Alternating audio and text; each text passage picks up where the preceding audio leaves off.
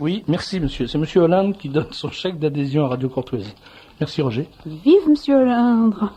Alors après, il va parler, mais pour l'instant, il donne des chèques. Ça, c'est bien. Là, Un chèque. Un auditeur qui m'a écouté, c'est très bien. Un chèque. Donc tu as le droit d'écouter Radio Courtoisie à partir de maintenant pendant 2 ans, 2 ans et quart, 2 ans et 3 mois, puisque tu as versé 500 francs. Non, mais c'est parce qu'il est généreux donateur et c'est seulement pour l'année. C'est seulement pour l'année. Alors, gerbe ou pas gerbe? Effectivement, on peut se poser la question.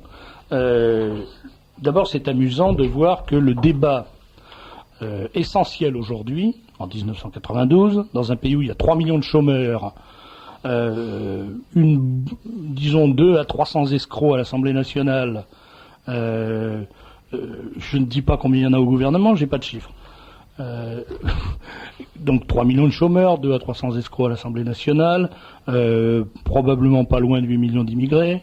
Dans un pays donc qui est dans cette situation, la seule question dont on débatte du matin au soir, du soir au matin, du lundi 0 heure au dimanche 24 heures, c'est la question de Vichy. Alors, il faut quand même que j'explique pour les jeunes.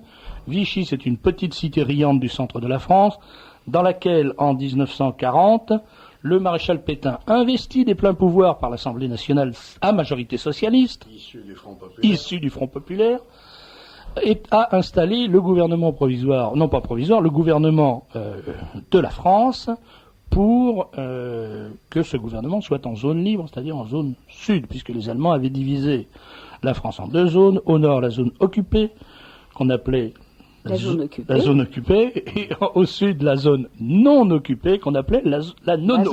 La zone libre. Ou la zone libre. Plutôt la zone libre, c'était les farceurs qui disaient la zone nono. Donc, dans cette ville, le maréchal Pétain a installé son gouvernement, dont le Premier ministre fut Pierre Laval, et ce gouvernement a gouverné la France, occupée et libre. Je crois que je suis assez clair.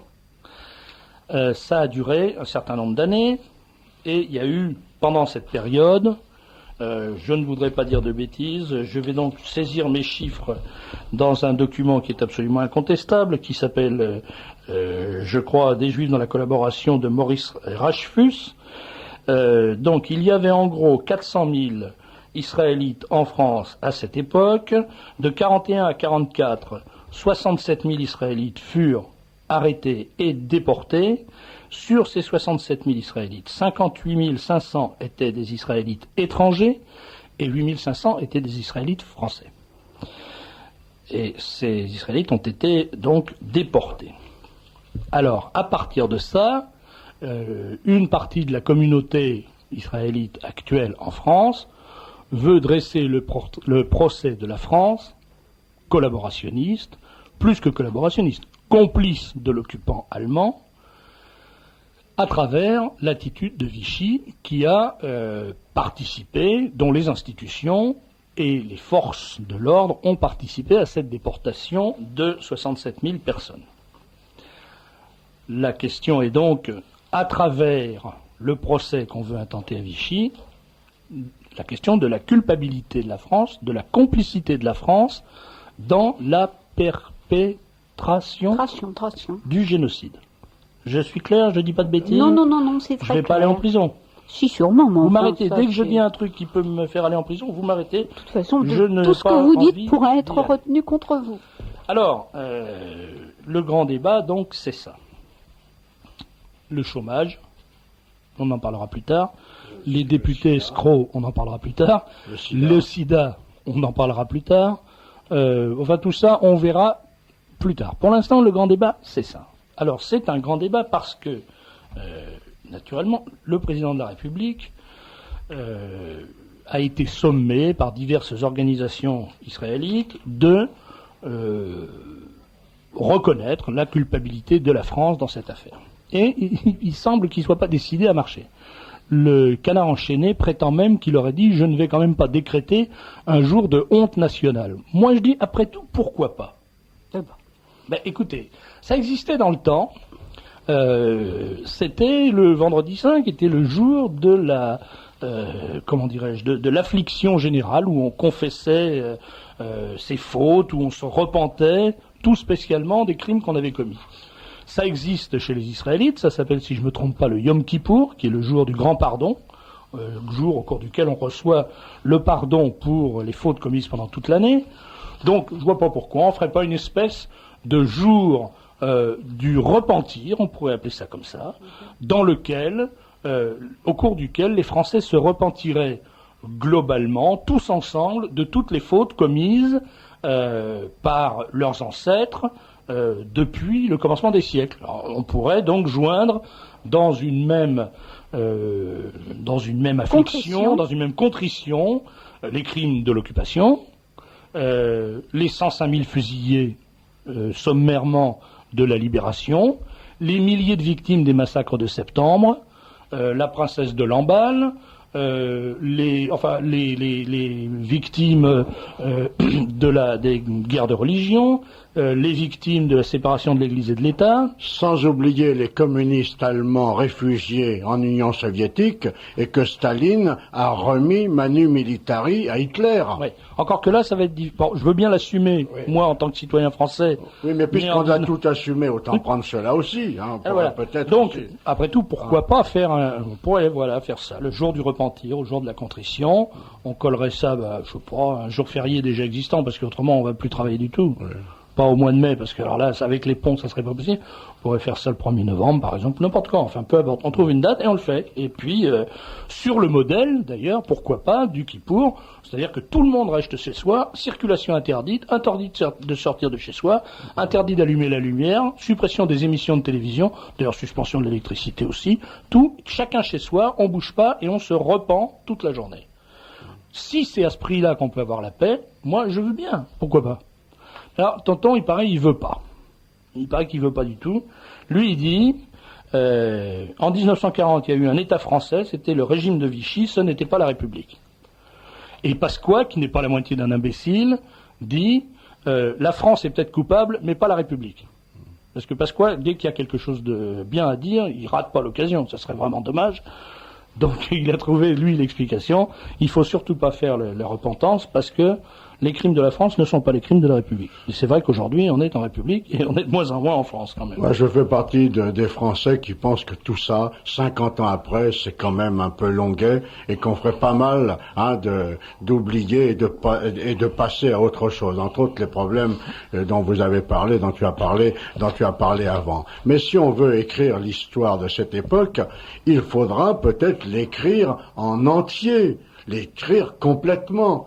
Moi, j'ai fait l'exode avec mes parents. Bon, nous ne sommes pas partis sur les routes avec une voiture à bras.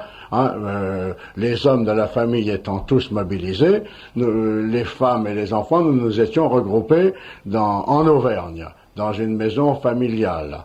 Et là, toutes les femmes et tous les enfants de la famille, nous avons vécu des mois et des mois, 1 an à peu près là-bas. Et puis ensuite, la guerre s'est terminée, l'occupation de la France a eu lieu, la France a été coupée en deux.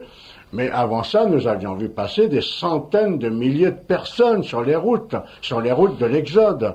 Et puis, quand l'armistice a été signé, quand le régime de Vichy a été installé dans la zone libre, quand il y a eu l'occupation de l'autre moitié de la France par l'armée allemande, eh bien, qu'ont fait les Français qui étaient dans le Sud?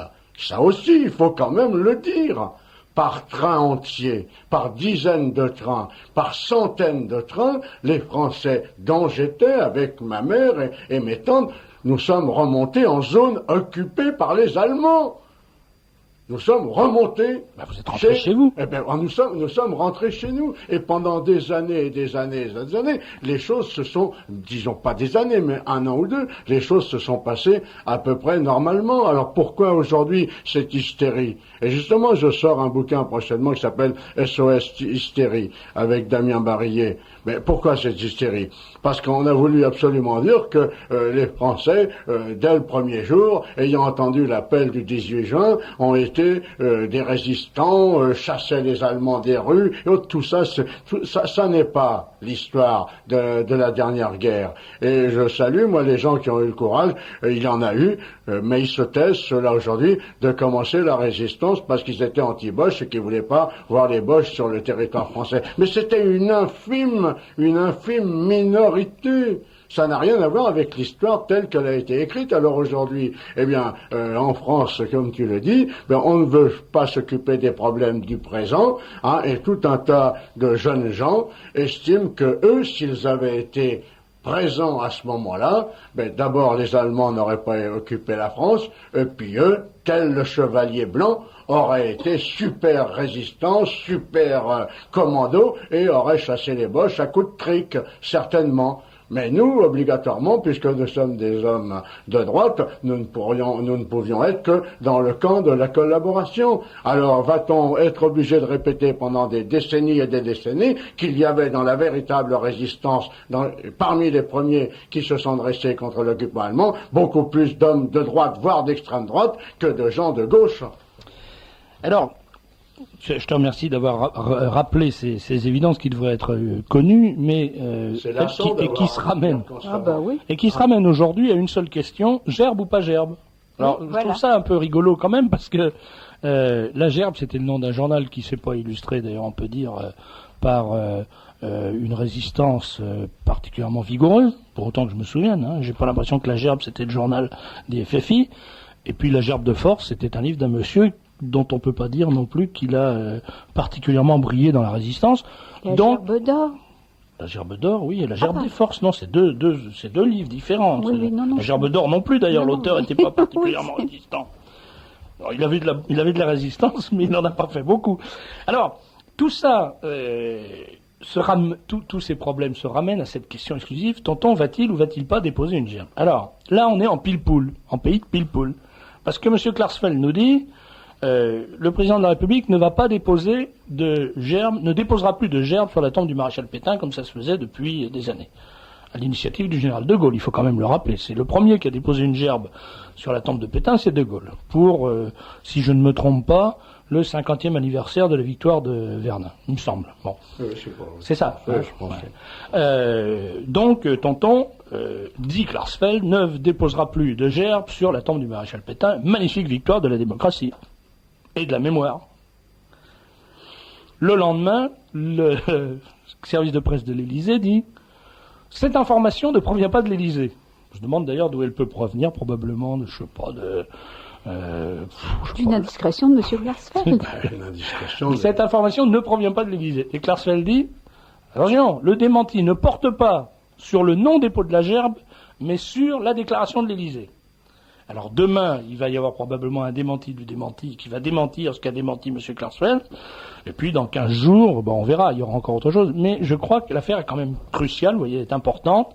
Je répète, dans un pays où il y a 3 millions de chômeurs et quelques centaines de milliers ou quelques dizaines de milliers de Français condamnés à mort par l'incurie des gouvernants qui ont, pour des raisons de fric, fendu du sang empoisonné, eh bien, dans ce pays-là, la question est de savoir si on va déposer une gerbe sur la tombe du maréchal Pétain le 11 novembre, c'est-à-dire dans, 6 mois, 4 mois, 7 mois, 5 mois, je sais plus.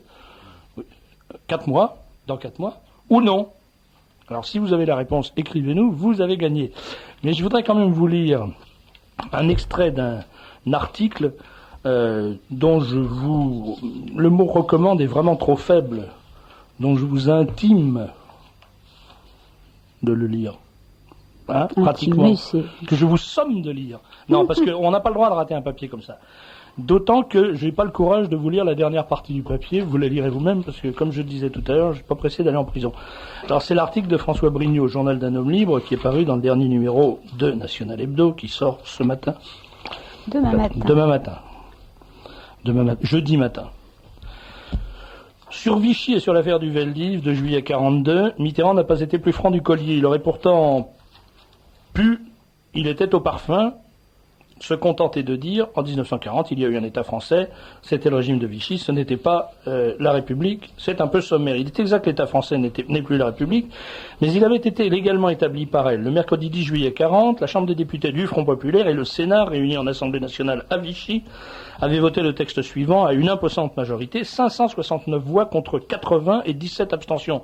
Entre nous, là c'est moi qui parle, c'est des majorités que le Bérégovoy il aimerait bien avoir en ce moment. Il n'est même pas capable de faire même comme Pétain. Alors, vous voyez déjà. Alors, le texte suivant. L'Assemblée nationale donne tous les pouvoirs au gouvernement de la République sous l'autorité et la signature du maréchal Pétain, à l'effet de promulguer par un ou plusieurs actes une nouvelle constitution de l'État français. Cette constitution devra garantir les droits du travail, de la famille et de la patrie. Elle sera ratifiée par la nation et appliquée par les assemblées qu'elle aura créées. Ça, je répète que c'est l'Assemblée nationale qui a voté ça. Et c'est l'Assemblée nationale issue du Front populaire. Alors Brignot ajoute, ces dispositions étaient sans ambiguïté, l'immense majorité du peuple français les approuvait, des foules énormes qui acclamaient le maréchal à Lyon, Marseille, Saint-Étienne le prouvent, le sergent Mitterrand lui-même était partisan de l'État français, retour de captivité, il se mit à son service, chargé de mission au commissariat des prisonniers, il fit don de sa personne au maréchal Pétain, c'était la formule qui permettait de briguer la Francisque, la plus haute distinction du nouveau régime. Il fallait être cautionné par 2 parrains. J'ai, continue Brignot, bien connu l'un de ceux de François Mitterrand, il s'appelait Gabriel Jeantet. Ancien secrétaire général des étudiants d'Action française, ancien cagoulard, il appartenait au cabinet du maréchal et dirigeait un périodique France Revue de l'État Nouveau. Ce n'était pas un démocrate fervent. S'il fallait le définir en 2 mots, je dirais que c'était un fasciste anti-allemand, comme bon nombre de maurassiens. Il était d'un courage exceptionnel. Atteint d'un cancer, il fut hospitalisé à Villejuif. J'allais le voir, il ne me cacha pas qu'il serait plus rapide que le mal. Il se poignarda avec un couteau de table, se frappant au cœur, se rata, recommença quelques jours plus tard et mourut. Ce fut Gabriel Jeantet qui permit à François Mitterrand d'obtenir la Francisque numéro 2202. Grâce à ce numéro d'ordre, on fixe à la mi-août de 1943 la date à laquelle elle lui fut attribuée, c'est-à-dire 1 an environ après ce qu'on appelle aujourd'hui la rafle du Veldiv. Celle-ci n'empêcha pas non plus M. Mitterrand de collaborer à France Revue de l'État Nouveau en décembre 1942, 5 mois après la rafle. Il avait eu le temps d'y réfléchir. Il fit publier un article où, parlant de 1939, il écrivait « On incriminera le régime affaissé, les hommes nuls, les institutions vidées de leur substance, qui avaient fait des Français promis à la débâcle de 1940. Qui avaient fait des Français promis à la débâcle de 1940, ouvrez les guillemets, les héritiers de 150 années d'erreur, fermez les guillemets, c'est la phrase de Mitterrand. À 1940 moins 150, ça fait 1790. C'est-à-dire que Mitterrand accusait tout simplement la Révolution d'être à l'origine des malheurs de la France et d'avoir engendré 150 années d'erreur. Alors, il faisait ça 5 mois après la rafle du Veldiv. Vous me direz que le rapport n'est pas très étroit, mais c'est quand même assez frappant, et on comprend pourquoi, aujourd'hui, il a un petit peu de mal à condamner, et quand on lui dit gerbe ou pas gerbe, il dit, pour l'instant, pas no comment. Vous voyez, c'est plutôt amusant tout ça. Et je crois qu'on n'a pas fini de s'amuser, parce que je peux vous livrer en confidence que on est en train, avec mon jeune camarade Vincent Taquer, de préparer un livre sur Mitterrand, les Juifs et Vichy, qui devrait faire un petit peu de bruit dans Landerneau, et qui sera vendu par souscription. Voilà, je vous le dis comme je le pense.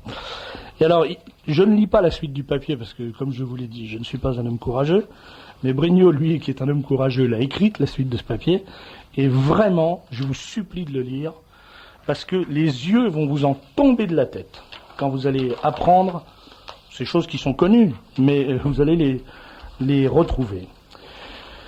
Voilà ce que je voulais dire. Je parle beaucoup de cette histoire parce que elle me paraît très fortement symptomatique et symbolique de l'état de délire dans lequel ce pays se trouve. Je rappelle que on a une classe paysanne qui est en voie de disparition. On va avoir tout à l'heure un paysan qui va venir nous en parler. On a une jeunesse qui est totalement déboussolée, qui est sans travail, qui est menacée par la dépravation, par la pourriture, par la maladie, par tout ça. On a des milliers de sidaïques, ou de sidéens, ou de sideux, comme vous voulez, le mot n'a pas d'importance, ce qui est important c'est le fait. On a une immigration qui est terrifiante, qui fait dire à un procureur de la République du Midi 85% des trafiquants de drogue sont des Maghrébins, en majorité des Tunisiens. C'est pas moi qui le dis, c'est le procureur de la République de Nice. Bon, on est affronté à des problèmes énormes, graves, dangereux, monstrueux. On a Maastricht à la fin de l'année qui va être un cataclysme pour ce pays. Je prends pour exemple un seul domaine, le domaine de la drogue. Il faut savoir qu'une fois qu'on aura voté, si la France vote pour Maastricht, non, de toute façon. J'espère, nous, oui, mais la majorité va savoir ce que vont faire les Français. Si le oui l'emporte, il faut savoir qu'il n'y aura aucun moyen légal d'empêcher les drogués qui sont absolument libres en Hollande de débouler littéralement sur le territoire français. Aucun moyen, puisque il sera interdit à la douane française d'exercer des contrôles. Interdit, puisque la frontière aura disparu. Donc ça va être un déferlement de drogue sur ce pays. Ça va être le déferlement de la mafia. On voit ce que fait la mafia en Italie aujourd'hui. Elle est déjà implantée sur la Côte d'Azur. Elle est implantée à Nice. L'ancien adjoint de médecin l'a dit, qui est toujours maire adjoint de Nice, a dit, le seul qui était en mesure de s'opposer à la conquête de Nice par la mafia italienne, c'était Médecin. Médecin parti, la mafia s'installe. Daubert a lancé un appel, le député Daubert a lancé un appel très inquiet en disant que Maastricht ouvrait littéralement les portes de la France à la mafia, à la Camorra et à la 'Ndrangheta et à toutes ces organisations criminelles italiennes. Eh bien, au lieu de s'occuper de ces questions, de quoi on s'occupe? De savoir si, oui ou non, il faut que le président de la République fasse un jour de deuil et de repentir, et s'il faut que, oui ou non, il aille poser une gerbe de fleurs sur la tombe d'un maréchal de France, disparu il y a près de 50 ans, bientôt, et qui ne risque pas de revenir. Je rassure ceux qui nous parlent à longueur de journée de la résurrection de la bête immonde. En tout cas, ce qui est certain, c'est que ceux qui sont morts sont bien morts. Oui, mais il est incontestable que si les socialistes peuvent se servir de tous ces événements internationaux et du passé de la France pour à des fins politiques locales et totalement étrangères à ce qui aux besoins réels et aux causes réelles qui font la misère de ce pays, c'est vrai que ce sont les socialistes, mais ils ne peuvent le faire que grâce à la droite molle, grâce à M. Pasqua, grâce à M. Seguin, grâce à M. De Villiers, parce que tous ces gens font du cinéma pour nous piquer nos voix. Ils ne le font pas pour autre chose. J'ai un gars, par exemple, un copain qui a mangé avec Longuet dernièrement. Et qui le connaît très bien. Il lui dit, mais enfin, pourquoi vous attaquez comme ça Le Pen et le Front National? Et Longuet lui a fait la seule réponse que je connais depuis longtemps, qui est la seule valable. Il a dit, mais c'est eux ou nous. Il n'y a pas de place pour tout le monde. Alors eux, lorsque nous sommes attaqués, et lorsque les socialistes balancent ce qu'ils balancent aujourd'hui, ne disent rien. Mais les trois quarts de ces brillants journalistes, de ces commentateurs radio, ils ne savent pas ce que nous savons. N'importe qui sait tout cela. Ce que Brignot a écrit, nous le connaissons, ce que j'écris dans le livre qui va sortir, SOS Hystérie. On va en parler dans une minute. Tout ça, je suis pas tellement venu pour parler Non, mais on va en parler. C'est moi qui voudrais en parler. SOS Hystérie. Mais enfin, si tout cela se met en place, c'est parce qu'il y a un courage, un manque de courage effrayant de tous ces gens qui tiennent à leur place et qui savent que s'ils disent quelque chose qui ne va pas d'après l'ordre mis en place, le nouvel ordre établi pour la presse et la télévision, ils seront foutus à la porte. On ne peut pas dire que les gens courageux courent les routes aujourd'hui en France.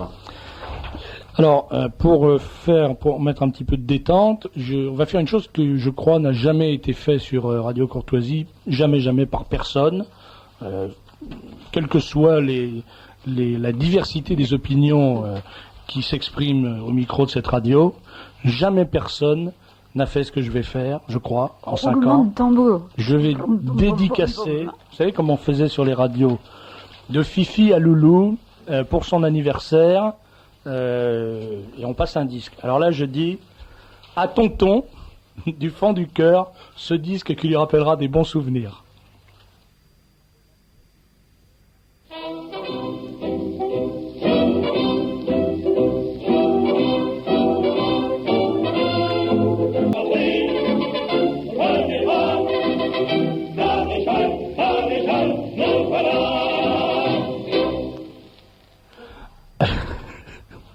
Alors, voilà, c'était donc dédié à Monsieur Mitterrand-François, une musique qui a dû lui rappeler sa jeunesse. Et puisque je sais que vous aimez rire comme moi, il faut absolument lire un papier qui est écrit entièrement à la brosse à reluire, trempé dans le vinaigre. D'ailleurs, c'est curieux, d'Alain Rolla dans Le Monde du jeudi 23 juillet 1992, c'est-à-dire Le Monde qui sort ce soir, où il y a ce Rolla qui est quand même un pervers, pour ne pas dire plus, republie un extrait de la lettre ouverte aux hommes politiques de Pierre Viançon-Ponté, qui était la lettre à Mitterrand, dans laquelle Viançon-Ponté se livre à un numéro de contorsionnisme absolument extraordinaire pour démontrer que Mitterrand n'a accepté la francisque que par esprit de résistance.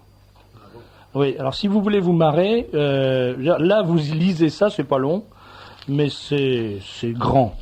Et le papier est intitulé « Le rôle du président de la République au regard de l'histoire mérite mieux que la réouverture d'un faux procès », chante Fifi, et se termine par ces phrases. Devenu président de la République, M. Mitterrand a voulu tirer un trait politique sur ce passé-là, comme il l'a fait en amnistiant contre l'avis de certains des dirigeants socialistes les anciens généraux putschistes de l'Algérie française. Vous noterez d'ailleurs l'élégance du parallèle. Si cette conception du rôle du président de la République appelle peut-être un débat, elle ne mérite sûrement pas la réouverture malsaine d'un faux procès que l'histoire, de toute façon, a déjà rangé au rayon des aberrations politiques. Alors là, je comprends pas du tout. Quoi, le faux procès qui est rangé au rayon des aberrations politiques? Je ne sais pas ce que ça veut dire, mais à mon avis, c'est glissant le terrain. C'est glissant.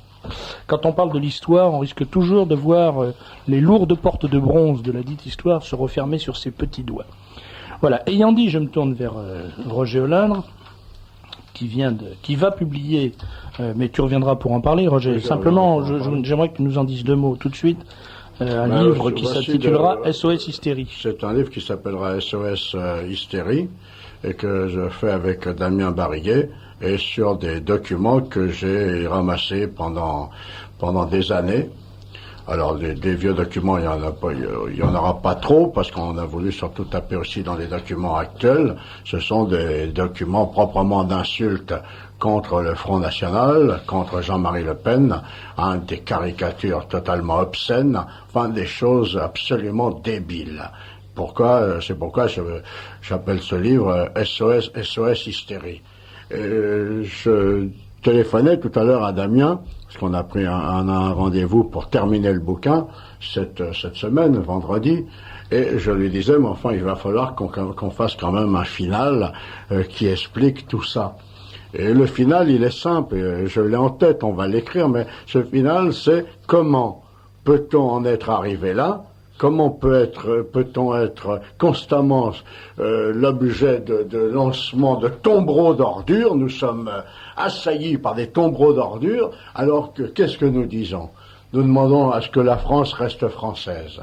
Nous demandons à ce que les Français chez eux aient des devoirs, avant d'avoir des droits, mais que ces droits soient le droit d'être libre chez eux, de pouvoir parler librement chez eux, d'avoir priorité pour le logement, d'avoir priorité pour l'emploi. Ce sont des choses tellement simples. Comment les gens d'en face peuvent-ils nous répondre par les insultes, et que la presse laisse passer tout ça, et qu'il n'y a jamais un de ces messieurs qui trouve que quand même tout ça est quand même un peu gros, que ça dépasse un peu les bornes. Alors, cette histoire du maréchal, cette histoire de la rafle, cette histoire, je l'avais dit sur une tribune il y a 2-3 ans, en essayant de disséquer ce problème, en essayant de voir, mais ils ont tout essayé contre nous. Alors, ils ne nous attaquent pas sur ce que nous faisons, sur ce que nous disons, sur ce que nous écrivons.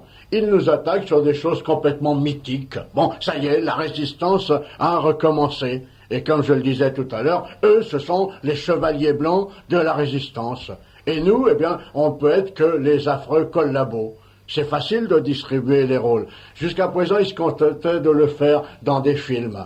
Ils faisaient des résistants dans les films, et puis ils pensaient qu'ils l'étaient dans la vie. Ils faisaient des résistants au théâtre. Et puis nous, on était les paratortionnaires d'Indo, d'Algérie, et tout ça. Et puis aujourd'hui, c'est pour la politique locale, pour une élection, pour une petite élection, que l'on se sert de grands pans entiers de l'histoire. Alors à force de prendre des choses historiques très très importantes pour des bagatelles d'élections, on en arrive là pour un référendum à brader toute l'histoire de 40 ans en arrière et à raconter n'importe quoi.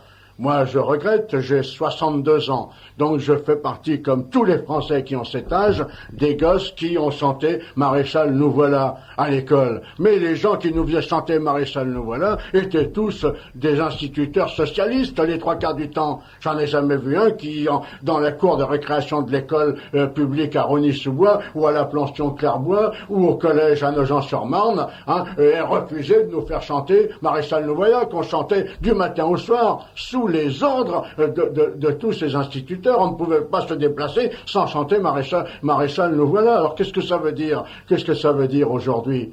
Puis de toute façon, tous ces gens, il y a une armée de libération qui a débarqué.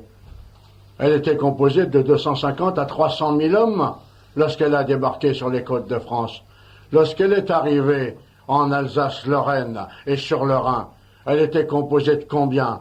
Il y avait des millions de gens qui s'étaient précipités pour endosser l'uniforme et pour aller se battre. Il n'y en a pas eu tellement. Il n'y en a pas eu tellement. Et il n'y aurait pas eu les 14 classes de pieds noirs, parce que les pieds noirs ont été mobilisés, 14 classes de pieds noirs qui ont été mobilisées. Et puis il faut quand même le reconnaître, les gens d'Afrique du Nord. Les unités. Excuse-moi, Roger, j'en connais au moins un. J'en connais au moins un qui m'est très proche, qui est un membre de ma famille, qui était aux Jeunesses Socialistes, dans le maquis des Jeunesses Socialistes de Belfort, et qui s'est engagé illico dans la Volée verte. Donc il y en a eu. Oui, non, mais je ne dis pas, non, mais ne me fais pas dire, je ne dis pas qu'il n'y en a pas eu, mais je dis que ça n'a pas été la levée en masse. Bon, alors aujourd'hui que tous ces gens jouent les héros, jouent les patriotes, je trouve que c'est quand même un peu fatigant. Et puis que ce soit toujours nous qui ayons le mauvais rôle, c'est quand même un peu lassant. Alors, on a le mauvais rôle dans la guerre d'Indochine, on a le mauvais rôle dans la guerre d'Algérie, on a le mauvais rôle dans l'occupation, on a le mauvais rôle dans l'occupation. Mais ça commence à bien faire, ça commence à être un peu fatigant. Moi, Robert Laffont m'a demandé, il y a quelque temps, d'écrire mes mémoires, et je suis en train de préparer des notes pour un bouquin de mémoire que je ne pense pas sortir avant 3-4 ans, parce il y a un gros travail de préparation. Mais je raconterai ma jeunesse, chez ma grand-mère concierge, à côté de l'avenue Kléber, dans ce quartier qui était bourré, de Bosch, qui était bourré d'état-major allemand. Je raconterai ce qui se passait tous les jours, la vie de tous les jours d'un gosse de Paris, d'un gosse de France, dans la France occupée. Eh bien, c'est exactement le contraire de tout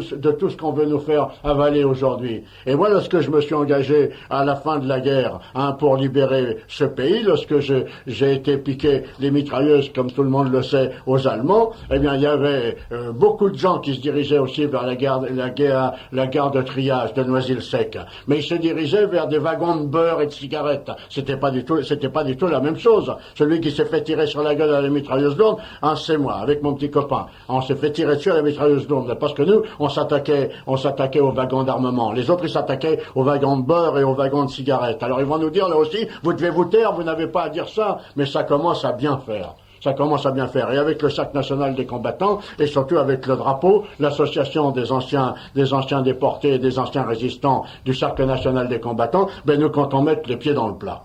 Voilà, nous avons autant de résistants qu'en face. Nous avons autant de gens qui ont été déportés qu'en face. Et puis moi, je pars du principe que tout ça s'est passé il y a 50 ans. Alors je préférerais ne pas en parler. Je préférerais, pour l'honneur de mon pays, pour l'amour entre les Français nécessaire pour essayer de garder la place de la France. Mais comme le disait Serge, cette place de la France, est-ce qu'elle existera encore si ce oui à Maastricht est acquis?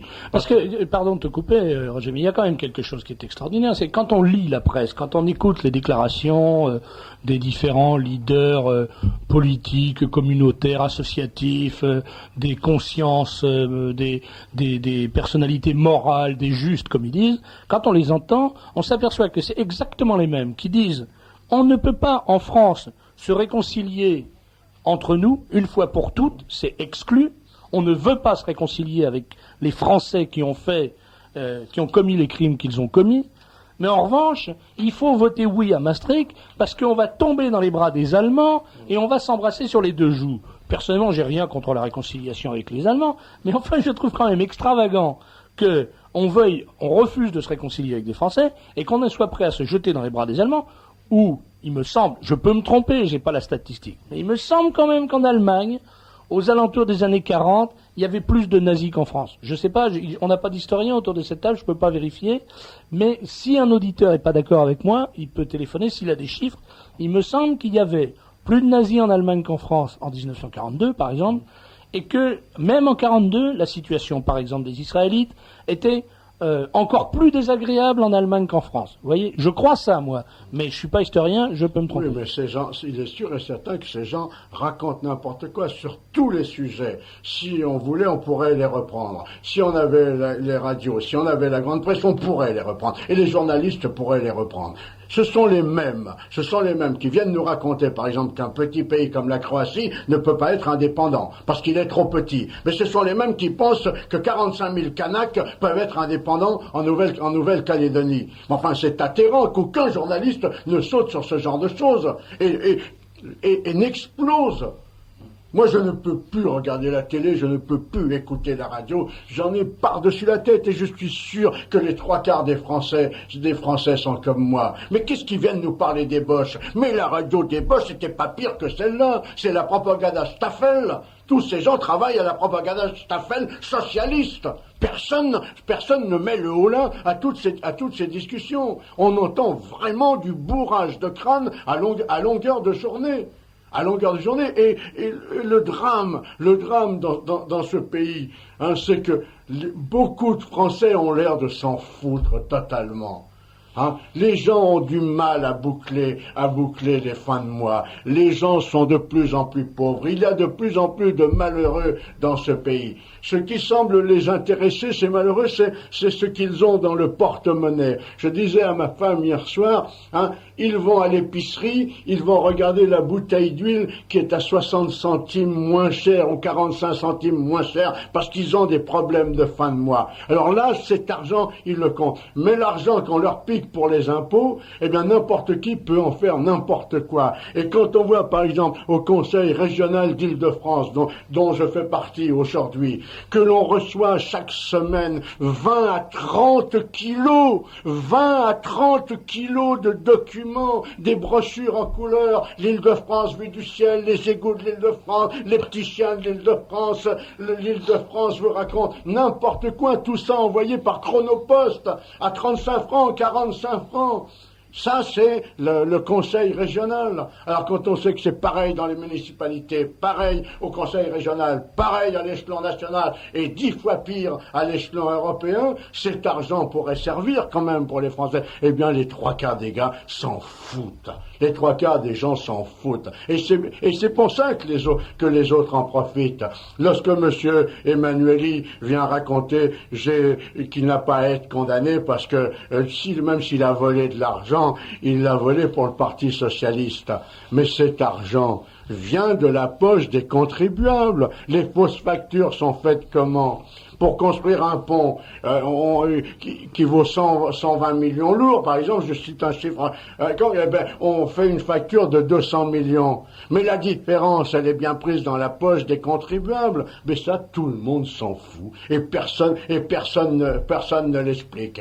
Alors là, en ce qui concerne l'occupation, Vichy et tout ça, alors là, on essaye de nous expliquer. Les Français, d'ailleurs, n'y comprennent strictement rien. Parce que je crois que les plus concernés, c'est nous qui sommes des hommes de livres, des hommes de lecture, des hommes d'histoire, qui nous intéressons à l'histoire de notre pays, hier, avant-hier, aujourd'hui et pour demain. On comprend tout ça, mais les 3/4 des jeunes gens, des jeunes filles de ce pays, je me demande comment ils peuvent y comprendre, ils comprennent quelque chose. J'entendais l'autre jour une jeune fille à la télévision, une présentatrice à la télévision qui disait 11 novembre 1940, alors que le régime de Vichy a interdit que soit déposée une gerbe à l'Arc de Triomphe, mais qu'est-ce que le régime de Vichy faisait à Paris et commandait à Paris en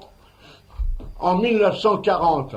Bon, c'est les Boches qui commandaient à Paris à ce moment-là. Et les Boches, à ce moment-là, eh bien, je les voyais. Moi, j'étais avenue Kléber chez ma grand-mère qui était concierge et je sortais et jusqu'à la fin de mes jours, je répéterai ce que je voyais dans la rue. Il y avait là, au métro Kléber, à la station Kléber, la plus près du Trocadéro, un mutilé de la guerre de 14 qui avait une jambe coupée et un bras coupé. Et il vendait des billets de la loterie parce que la loterie marchait, même sous l'occupation, il vendait des billets de loterie. Et il avait sa Légion d'honneur pendante et sa médaille militaire, et tous les soldats allemands du 2e classe au général qui passaient, il y avait que ça dans ce quartier, le saluaient, et les gens disaient, ah, ça c'est poli. Et à 200 mètres de chez ma grand-mère, il y avait un garage, et moi je regardais les Boches comme des occupants, j'avais 12 ans, et dans ma famille on était anti-Boche, je les regardais comme des occupants, un peu fascinés parce que j'étais un gosse. Mais là, tous les gens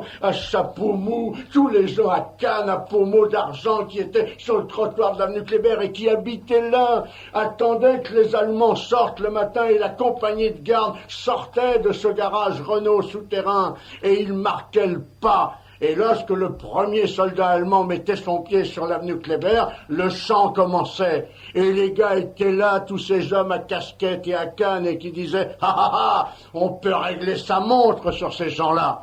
Voilà la vérité. Voilà la vérité. Alors après, les choses ont changé. Mais c'est avant que le maréchal Pétain avait été mis au pouvoir par un gouvernement de Front Populaire, par une assemblée de Front Populaire. Alors s'ils veulent écrire l'histoire, eh bien qu'on l'écrive entièrement et qu'on rende à chacun ce qu'il a fait. Nous n'avons rien à voir dans toute cette histoire. Nous étions des gamins, nous étions des genoux, nous n'avons rien à perdre à ce que l'histoire de France soit écrite telle qu'elle doit être écrite. Mais alors qu'on écrive l'avant, le pendant et l'après, après. Parce que nous, anciens Indochine et d'Algérie, on a peut-être à ce sujet, au sujet de la trahison de tous ces gens, pas mal de choses à dire. Roger, tu nous disais tout à l'heure que les jeunes ne comprennent rien à cette histoire, mais tu es mieux placé que n'importe qui pour le savoir, puisque tu as créé un mouvement de jeunes qui s'appelle les cadets. Oui, j'ai créé, j'en suis très fier. J'aimerais bien que tu nous en parles. Les cadets du CNC, je ne manque jamais. Le soir à la veillée, 1 ou 2 fois par semaine, aux couleurs le matin, lorsqu'ils sont au château, de leur parler de l'honneur, de la patrie. Je leur parle surtout du drapeau qui flotte et qui est le drapeau français. Et je leur dis surtout que l'histoire de France, nous devons la prendre avec tout ce qu'elle a. Ce qui était bien, ce qui était moche. Parce qu'il n'y a pas dans l'histoire du monde un pays qui n'a pas un passé un peu troublé. Alors nous prenons tout. Nous prenons tout de l'histoire de France, parce que personne, à part ces gens qui se croient autorisés par on ne sait qui, personne n'a le droit de trancher, de couper, dire cette partie de l'histoire de France, on l'apprend parce qu'elle était bonne, cette partie-là, on ne l'apprend pas parce qu'elle était mauvaise. Et comment ils réagissent, ces jeunes, à ces questions? Est-ce qu'ils en parlent? Est-ce que ça les intéresse? À la différence de ce que prétendent certains ignares de la presse écrite ou télévisée, on ne leur fait pas tellement de politique aux cadets du CNC. La seule politique que l'on fait, c'est leur apprendre l'amour du pays et leur parler de ceux qui sont tombés pour la patrie. Et Dieu sait qu'il y en a eu un bon paquet. Et lorsque chaque année il y a la promotion, obligatoirement la promotion porte un nom, et ce sont les gosses eux-mêmes qui proposent le nom d'une promotion. Et pour proposer le nom de cette promotion, bien ils apprennent dans les livres, y compris les livres d'histoire, ce qui a été. Bon, il y a eu comme promotion, il y a eu Katyn, il y a eu beaucoup de choses comme ça, et ils savent exactement de quoi ils parlent. Mais si on voulait leur réapprendre tout, il faudrait leur apprendre tout ce que l'éducation nationale ne leur a pas appris. Et bon, il faudrait des années et des années. C'est pour ça que je pense que le jour où nous aurons tout ou partie du manche dans ce pays, et je me bats pour cela, avec Jean-Marie Le Pen et le Front National, eh bien, je pense qu'il faudra faire table rase de toutes ces études et de tous ces bouquins et réécrire l'histoire, la faire écrire par des historiens avec un grand H, alors qu'à l'heure actuelle, c'est une petite succession de petites histoires. Parce que quand je vois, par exemple, comment est présentée la guerre d'Indochine, quand je vois comment est présentée la guerre d'Algérie, quand j'entends hier soir, tout à fait par hasard, en zappant sur mon poste de télévision, Monsieur Frédéric Mitterrand, depuis Tunis, faire une émission entièrement anti-française du début à la fin, où seulement les gens qui ont tiré sur les soldats français, les gens qui étaient contre la France, avaient raison et tous ceux qui aimaient la France avaient tort, et bien là aussi je dis que celui-là, il aurait été très bien au service du lieutenant qui dirigeait la propagande à Staffel à Paris, à ce lieutenant auquel les communistes avaient demandé l'autorisation de faire reparaître l'humanité. Le lieutenant Heller. Oui.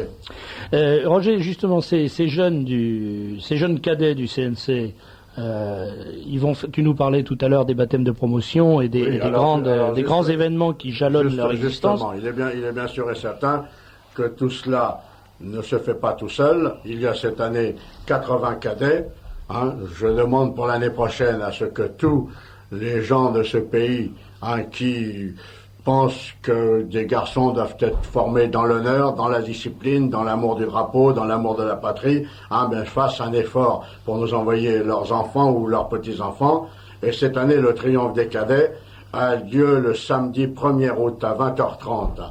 Alors, les tickets d'entrée seront vendus à l'entrée de la propriété à partir de 19h pour ceux qui n'auront pas leur ticket, mais on peut s'inscrire en téléphonant au Cercle National à Paris, CNC Paris, 40 59 07 66 à Madame Lezeau tous les après-midi. Je dis réservez ces places en téléphonant à Madame Lezeau au CNC Paris, 40 59 07 66 tous les après-midi. Et le triomphe a lieu le samedi 1er août à 20h30. C'est une grande fête de nuit. Avant, il y a un buffet. Donc, on demande à ce que les gens arrivent à partir de 19h de façon à ce qu'ils se fassent inscrire. Ensuite, ils peuvent aller boire un pot en attendant le buffet. Et après le buffet, il y a la fête. Et le dimanche midi 2 août, il y a un grand méchoui. Et tout cela pour les 2 jours coûte 300 francs pour les adultes et 200 francs pour les enfants de moins de 13 ans. Alors, téléphonez en s'inscrivant au 40 59 07 66, demandez Madame Lezeau et donnez son nom. Comment ça se passe le triomphe? Il faudrait que Roger précise quand même que ça n'est pas Nuremberg. Oui, mais ça... Là, l'année dernière, on avait fait, National Vidéo avait fait un magnifique film, et Monsieur Guillaume Durand, l'ordure bien connue, que j'attends. Je cherche dans les restaurants où je rentre depuis 1 an, je cherche toujours si Monsieur Guillaume Durand est là. Je pense qu'un jour, je tomberai sur lui dans un restaurant. Il aura le hors-d'œuvre et le dessert en même temps. Alors, Monsieur Guillaume Durand, lui, qui n'a certainement jamais mis un centime dans du social, parce que tous ces gens font le social avec le fric des Français. Moi, j'ai la prétention d'avoir toujours, y compris pour les jeunes musulmans que j'amenais à la France en Algérie, fait du social avec mon argent. Alors, Monsieur Guillaume Durand lui a pris un film de National Vidéo, l'a tronqué, a coupé certains passages et a présenté le passage où on voyait les jeunes devant le drapeau tricolore. Il n'y avait pas de drapeau avec autre chose dessus. Il y avait la chimère qui est le dragon d'Annam, qui est l'insigne officiel des cadets. C'est cette chimère qu'on leur remet après les épreuves de l'été en montagne, Personne ne porte la chimère avant d'avoir fait un stage d'été.